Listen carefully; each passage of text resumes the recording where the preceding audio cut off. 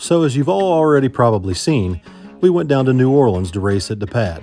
I managed to come straight off the ramps and win first round, but second round I got caught up with a car that was dialed in a little bit better than mine.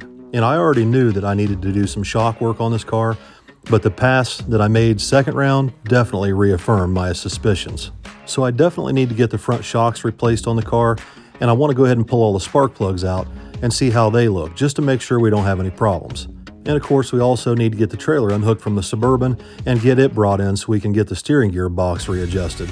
Jeremy had made some adjustments to it before I left, but it was a little bit tight, and it made driving back and forth to New Orleans a little tricky, especially with all this weight in the back. Kenny went ahead and started unloading all the bottles and swept the truck out while Jeremy worked on the steering gear box for a little bit. Hopefully he can get this thing dialed in a little bit better. After Kenny got done sweeping the car out, he went ahead and pulled all the spark plugs out of the Malibu for me, while Jeremy took the Suburban out for a test drive. I had a full drum of Summer Blend E85 here, but I've run out of it already, and we had to stop and get fuel while I was down in Mississippi. So we're going to go ahead and pull the carburetor off and test the fuel that's in the tank and see what it comes out to. Now this carburetor is just a 750, but ATM built me a 950 for the Malibu after I built the 421 engine. So while I've got the carburetor off, I'm going to go ahead and swap the 950 on that was actually built for this engine. Now Winter Blend E85 usually has a lot more gasoline in it, and that'll cause the engine to run rich and blacken the plugs. So there's definitely nothing wrong with the carburetor. We just need to retune it a little bit if we're going to run on Winter Blend for a long time. Usually drop about 2 to 3 jet sizes all the way around and you're good to go. So we'll see how this new 950 comes out right out of the box. So far every ATM carburetor that I've had has come out of the box and given us no trouble. So we crank the engine over, fill the fuel bowls with fuel, and fire the car up, and pull it outside and let it warm up.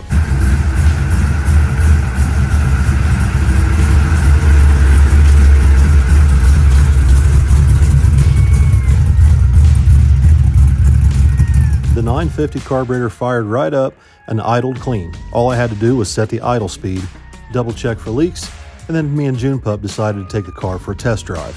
Now the E85 that I tested that's in the tank right now didn't look very good in the beaker, and it didn't test very well either. It only tested about E70.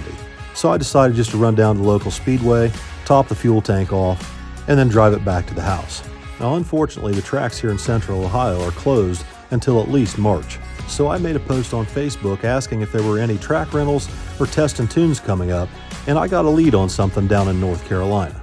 So with a little bit of luck, I think I'm going to head down there real soon.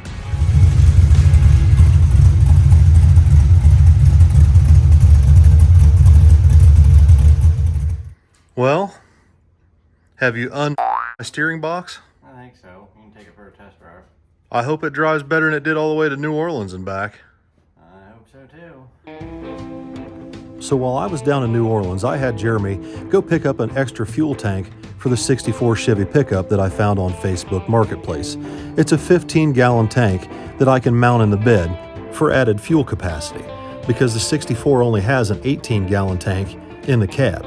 This 15-gallon tank I can mount in the bed, which will allow me to carry up to 33 gallons of fuel and get me a range of about 400 miles while towing a trailer. Once Jeremy got the tank home, Kenny went ahead and stripped all the paint off and prepped the tank in order to paint it the same color green as the truck. First, it was a light coat of gray primer, and then the mint green enamel over top of that, which Mark mixed for us special in spray cans down at A1 Auto Parts. The tank actually looks period correct in the truck.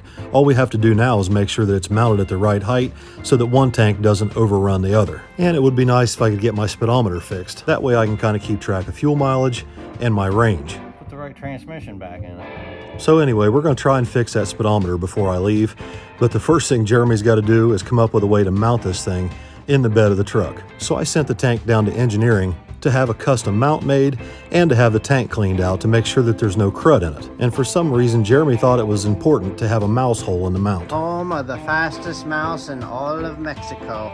So once the tank was finished down at the engineering department, Jeremy brought it back to the shop and we got it mounted in the 64. Kenny even stained the wooden mount to match the bed floor. And Jeremy plumbed the fuel lines in with a T so that both tanks are connected and there's no reason to have a switch or a valve to switch from one tank to the other.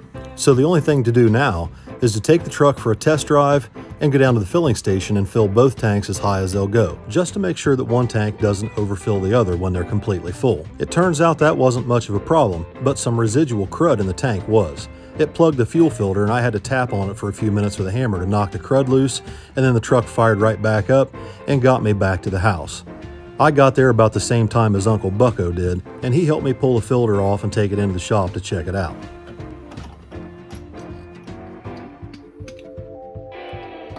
Are you serious? You did a fine job cleaning that tank out there, Skimpy. Evidently, the tank was a little bit worse inside than Jeremy thought. Once we had the fuel filter cleaned out, I went ahead and drove it down to Newark to have dinner with Billy at Roosters, and then came back home. And it was plugged up by the time I pulled back in the driveway. So evidently, we're going to have to take this thing apart tomorrow and really clean it out good before I head south for that private test and tune this week. Unfortunately, I wasn't the only one riding the struggle bus when it comes to my daily drivers. Kenny Powers was sending some smoke signals out to Jeremy when his Jeep left him stranded at the grocery store. What do we have here? It's Captain Lack of Maintenance. It's junk. Junk. Well, I'll give you that, but why is it junk, Kenny? It's just as much junk as this. No, mine doesn't break down. I don't call people for tows. I didn't call you. I sent you a video. Kenny had made some recent brake repairs on his Jeep, but something has definitely gone awry. You're not a brake expert. Pile on, Kenny. Did we paint our brakes, did we? Kenny's pretty well known for breaking out the spray cans anytime a wheel and tire is removed, but I don't know if he's actually spray painted these or not. Only you send me a video. It looked like you just got off a NASCAR circuit at Daytona. Blame Mark. It's his parts. I'm the only one that can blame Mark. So of course this sent Jeremy in a tirade down to see Mark at A1 to pick up some parts to fix the Jeep. How many things you want?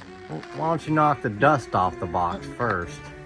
Jesus, There you you're go. getting it in my What? coffee. Well, you want me to knock the dust off? Grief. Quit it. Don't ask for something if you don't want.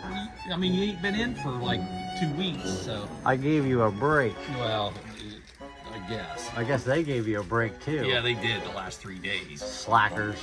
Kenny evidently called Mark and ordered in a caliper, which Mark had in stock, but he didn't say anything about a rotor, which Mark feels he's probably going to need. But I'm thinking by the looks of it glowing red in the picture, he probably gonna need one. Yeah. He's just like, it wasn't dragging. I'm like, it's glowing, Kenny. He Right. says the Jeep has so much power that he didn't even know that the brakes were on. Really? Well, it must be pretty powerful. I was just trying to go to the grocery store and all of a sudden you got ding. Trying to do something for Uncle Bucko. Guess who it is? Yeah. Kenny, anti-maintenance powers. So that brings us to Monday morning, and we've got plenty to do before I leave, hopefully this afternoon, to head south for a private test and tune. Kenny and I went ahead and cleaned out the fuel filter and moved it up near the carburetor for easier access, while Jeremy started looking into what's going on inside this tank. At this point, even Scrappy's skeptical of me using the truck to make this trip. Vicky even brought out snickerdoodles to try and cheer everybody up. I think that cheered up Scrappy more than anybody else. Kenny and Jeremy went ahead and drained the fuel tank, and then Jeremy came up with this ingenious idea to use a shop vac to vacuum out whatever is in the tank, which ended up making the shop smell like, well, not good.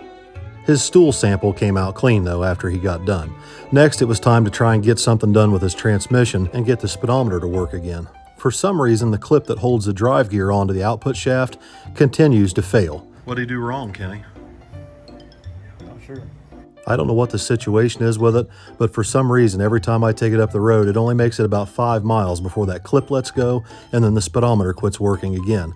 Hopefully this time, it works a little bit longer than that. Jeremy ended up putting the truck all back together, and it was finally time to back it outside and go for a test drive, and refill the fuel tanks. So June Pup and I backed the 64 outside and let it warm up for a few minutes, and then turned the Malibu around so that they could put it on a lift, and Kenny and Jeremy could swap out the front shocks. So while they're working on that, June Pup and I took the 64 down to the filling station to top off the fuel tanks. I also need to stop down and see Mark and pick up some brake cleaner and some rags, which is evidently more than the speedometer gear would handle. The speedometer quit working before I even got off the exit to go see Mark at A1. What is going on? We're having a meeting of the minds. To build upon Mark's current empire in the automotive industry, he recently bought a rag company, and they sell rags now. Is that enough? Sure. You want the 25 pound? No, that's good. Is that good? That'll be You fine. You sure? This is a trial run for you. Oh, it is? Yes. You're going to test me. I'm going to test you. You're going to see my quality control, my rags. You bought a rag company. Correct. You are now in the rag business. Correct. That is correct. It just so happens that I need a lot of rags because cleaning up after my brother's a full-time job. That's why I had to get in the business. Mark now sells rags in 10 or 25 pound boxes and even 55-gallon drums, and they can even be delivered right to your shop. Looks like somebody's old underwear. Well, there's no underwear in here. Mark assured me there wouldn't be any used undergarments in the boxes of rags. To be honest, I'm not so sure that wouldn't be a hot seller anyway. I told Mark it might not be too bad of an idea to throw one pair of underwear in a box a week and let the customers exchange one pair of underwear for a can of free brake cleaner. But Mark felt that was a poor marketing strategy. Anyway, while Mark and I are brainstorming marketing strategies, the guys are back at the shop finishing up the Malibu so we can go ahead and load it on the trailer. Outside of packing up my luggage and a few tools, I think I'm just about ready to go. Hopefully, the fuel filter doesn't get plugged 100 times on my way down there.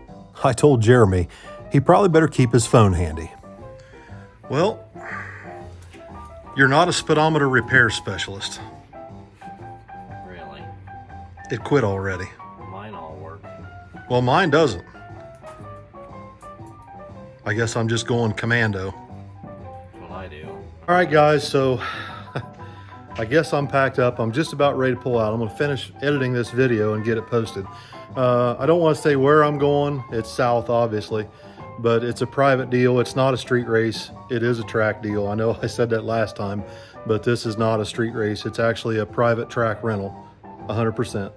And we're going to go down and take some video. We've been to this place before, but like I said, it's a private track rental. They don't want it advertised. The plan is to make some motor passes on the Malibu and try and get the front suspension dialed in. The shocks that I had on the car were Viking Warriors, which is a less expensive dual adjustable shock that they offer, and they're good. The valving's good for say 400 or 500 horsepower, but once you start to get up over 500 horsepower, typically the valving has to be a little bit different to slow the front end down some, and unfortunately I was maxed out on the rebound. So Billy has recently switched his truck to a long travel setup, coilover deal, and he still had a good pair of Viking Crusader shocks. They look identical, but one has different valving. So I went ahead and put his old Crusaders on the front of the Malibu, and I'm hoping that I can slow the front end down quite a bit and keep it from pulling the front wheels off the ground at least real early and unloading the rear suspension. I'm going to have to work on the rear shock adjustments a little bit too. The car has enough power now that it probably doesn't need as much anti-squat as what it has in it. And that may be something I have to work on later. I'm hoping that I can just go ahead and use the rebound adjustment on the shocks to control separation in the back and slow it down. If not, I may have to put Crusaders on the back, but I'm pretty sure I've got plenty of adjustment left on the back of this thing that it shouldn't be a problem. Anyway, I'm getting ready to take off here in just a little bit. I just want to get this video finished up. Also, I want to mention we're going to do another giveaway. For the month of January, we're going to give away another carburetor. I'm kind of overstocked on carburetors here. I've got a Quick Fuel red base plate, red metering block, 750 gas carburetor here that I need to let go of. I've also got a Proform 750 gas carburetor here. I don't have any more room here in my shop for all this stuff, and from this point on, everything I have is going to have an ATM carburetor on it. So I'm going to start getting rid of some of these carburetors and some parts. We're going to do a giveaway at the end of January. It's either going to be a Quick Fuel 750 gas or a Proform 750 gas carburetor this month. Every purchase, or every order, I should say, every order on the website enters you for a chance to win one of these two carburetors. And you can pick whichever one you want, and whichever one doesn't go, I'll probably do the next month. But I need to start getting rid of some of the stuff laying around here. The shop is only so big, and there's just not enough room for all the stuff. And I just got to start letting go of some things. So look for that coming up. We're going to start letting go of some of this spare carburetors and some parts that I'm not going to use, and try and get the shop cleaned up. It's It's getting pretty full. You just filled up my shop full of shit that you moved out of here. What are you talking about? All the shit out of the paint cabinet and everything else came power sent it to my place. You said you wanted it. Don't bitch at me when you say, hey, bring it down to my place. Yeah, because I know you're going to need it down the road, and then we're not going to have it, and you're going to go, where to go? You're full of baloney. Okay. What? You gonna get anything done while I'm You gone? can clean some of these trucks out of here. What? Those are mine. That's an awful lot of cubic feet tied up. Hey, you mind your own business. I'm trying to get rid of stuff I'm never gonna use. I'm gonna use all those. For what? All right, I gotta get out of here. I gotta get on the road. I'm gonna get this video finished up, get it edited, get it uploaded, and I'll see you guys in a few days when I release the next video, and you'll see where I went. You'll see what the car ran. You'll see what we did with the shocks and the suspension setup, and possibly put the car on a dyno, a chassis dyno down there, and see what it makes both on motor to the rear wheels and on nitrous. And I almost forgot to mention, I've got some friends of mine coming down to help me. Sam Walsh and his dad Pete from Young and Boosted are coming down to help me at the track, and they're going to help me do some videography work and some editing, and it should be a good time. It should be a really good time. Hopefully the car does good. Hopefully we can make some progress with it. Hopefully we can start working out the tune-up on nitrous and start making some power with it above and beyond what I've already felt. It runs really good just the way it is, but we'll see what it does. We'll see what kind of a time slip it prints. So we'll see you all in a few days.